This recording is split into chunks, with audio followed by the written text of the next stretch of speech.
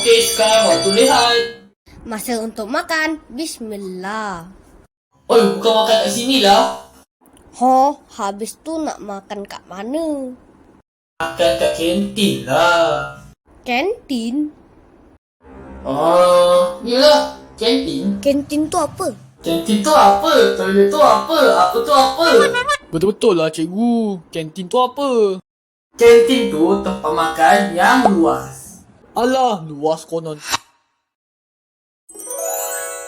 Wow, aku tarik balik kata-kata aku. Wow, kekilannya. Ini, Sony, aku beli tin untuk saya. Yap, untuk saya. Aduhai, nak duduk kat mana ni?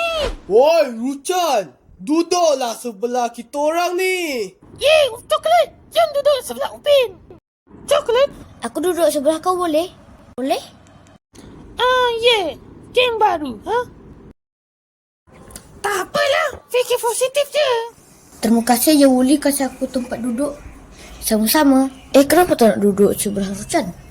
Sebab dia tu menjengkelkan. Asal lah yang suara kau? Memang suara kau macam ni lah.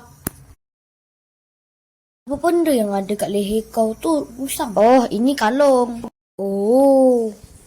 Okey tak kau kerja security guard? Okey je Wuli. Korang, aku nak bagi tahu sesuatu ni. Nak kasih tahu apa? Cikgu korang pindah. Siapa? Santa Claus. Jom kita tengok dia, jom. Cepat. Apa-apa je lah. Kenapa bising ni? Kongsi sikit. Cikgu korang pindah lah. Apa?